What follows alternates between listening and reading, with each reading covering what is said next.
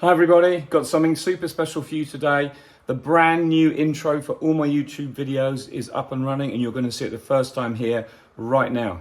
I hope you enjoy it. My daughter worked really hard on it for absolutely ages and we feel we put something together really good that reflects the flavour of what we do in all our beekeeping here. So hope you enjoy it. Take care. Speak soon. Bye for now.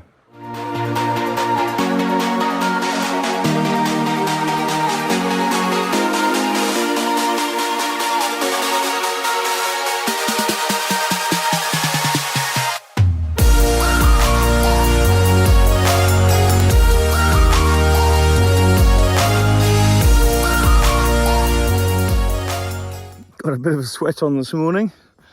Been moving bees. They are on the ground temporarily at a new site. Well, not a new site. I'll explain why. This site was one I had a while ago, but my bees were over here. But I had to move anyway because the guy who owns this land, he wanted me to move to here. But I've got this whole end to myself. And it's actually better because it means I can have more colonies here, and I've got right up to this fence.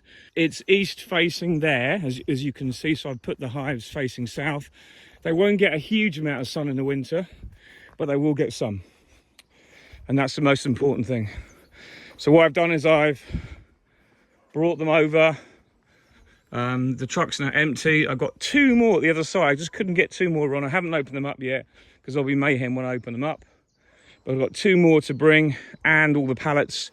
So what I'm going to do is bring all the pallets here for now and use all the pallets to level them. The tires will go behind, so where they are now, they'll all be a little bit further back. But I've staggered the hives so that it gives me more room to get around them. This bit down the middle was where the horses used to walk in a circle when they used to be in this side. But what it means is I've got plenty of space now and I haven't got to worry about these hives now for the winter. These have all been treated. They've had their oxalic acid. They've also been fed, even though some of them are light. But I'm hoping that by being here, it will give them more food because there's a lot of farmers sowing facile in the fields all around here, and long story short, they should do well here. So I'm going to bring some nukes here as well to also reduce the number of nukes I've got. But I've got lots of trestles to bring and stuff like that. So it'll be a really good place to have bees. But I don't need to do anything here in the winter. As long as I can get in the entranceway and get down, just reverse halfway, I can get here with my machine and whatever I need to do. If I need to do any vaping, stuff like that. Off back to the buckwheat site now to get the last two hives and get all the pallets and trestles and tires. But there's plenty here as well. So what's left, all that will get cleared up over that way and that'll be finished then, and I'm back here in a new place. It often takes quite a while when you're renewing an apiary to get it right. Sometimes you have to move a couple of times. Just by moving a little bit, you might get more protection from the wind. We do get a westerly that way, but it's fairly sheltered now in this corner. That is everything loaded for the buckwheat this year, and we're just back off to the other place now just to unload all this. But it's good.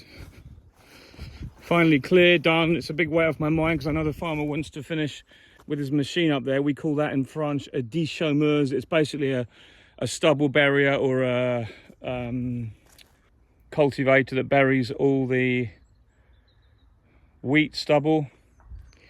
And he'll come over this and the whole lot will, before you know it, will be like that next door and it'll all be one field again. I think he sowed this part with corn or wheat for his quota, and then the rest was buckwheat that you can see has been harvested and cut. And he's actually come back straight away and cultivated. He's just waiting for me to move my hives, which I've now done. So that's another thing out the way, as I said, for the year. I wonder what will happen next year. Sorry to disappoint you, Asian hornets, but nothing left for you now.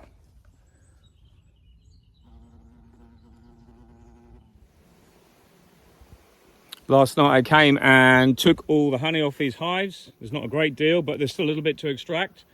So at least the supers are off. You can see the bees are really, look at them coming in over my truck there. I don't know if you can see that in the light, but it must be ivy because that is definitely a flow on. So I'm going to give them all their Apivar treatment. I've nearly finished getting around all the hives now. These are nearly all in. A little bit later than I wanted, but hey ho, such is life.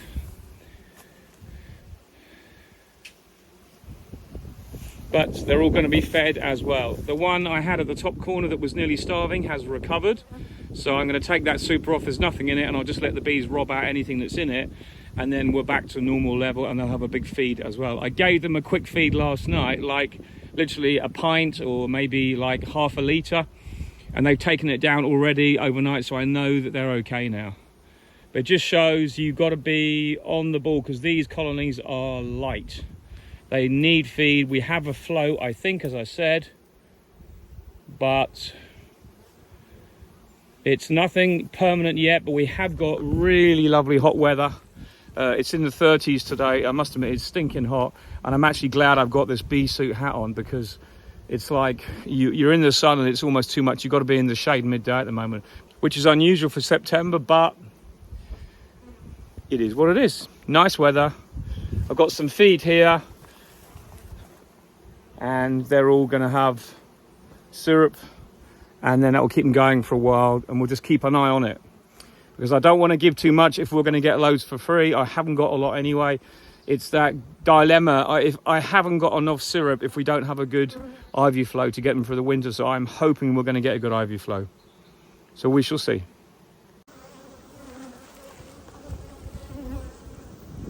All these colonies are looking really good. I'm super pleased. Just look at that passage of bees. That's kind of really impressive, you know. There must be something out there. You see this ivy here? Well, I showed you this ivy when Griff was here earlier this week. And some of it is just starting to flower. I think that's the start of the male flowers there. The top parts there. Like you can see the stamens. But all my bees are getting the amatraz. They've got nice brood patterns. I'm really pleased. So this was all new bees this year, and it seems to be paying off. So I'm just very, very pleased. There's a long way to go. We've got to get all these treated, fed well. That's the key thing. What I am doing though is when I take the bee escapes off, I'm finding there's a lot of propolis around the edges of the bee escapes. So the simplest thing to do is just leave them in the sun for a few minutes. And look at that. Just comes off so easily. The problem I hate is when you use the bee escapes again and you put them on a colony and they stick down on top, underneath the super. When you try and lift the super up, I know you've got your hive tool with you, but you lift up the bee escape and it comes away but underneath. So you leave the top of the hive open and then all the bees get mad when you're just trying to quietly take off the honey. So if you can scrape off as much as the propolis as you can before something happens, it's always the best way.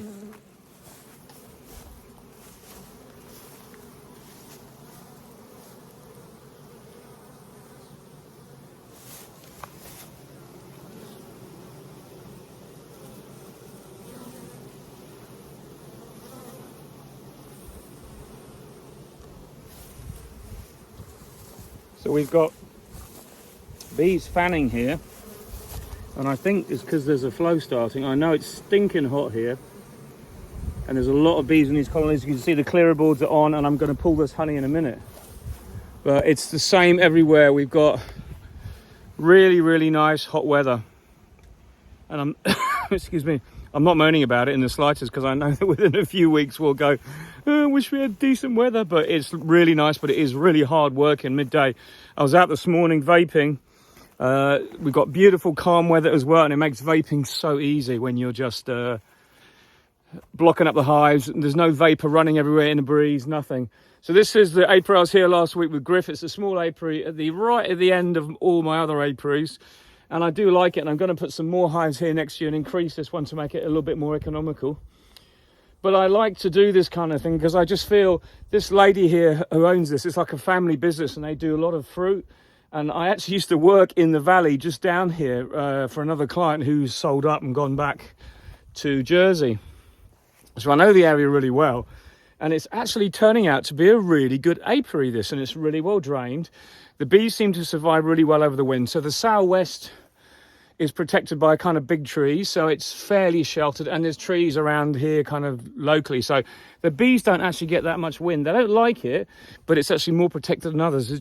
My point was just to say, sometimes you start off in a little apiary and it's surprising how well it does. And you think you know where bees are going to like to be, but then you get it completely wrong. Anyway, just a bit of narrative on that. It's all about trying places, and if they work, you stay there. And it has to work for everybody. They love having the bees here. They're out of the way of everybody here. And yet I get a really good diversity here as well in this valley. So the whole of the valley stretches down. And in the middle of that bit over there, there's that lake that runs all the way through. This is where my drinking water comes from as well. And we're glad we got it now, I tell you, because I've been drinking gallons today, trying to keep cool.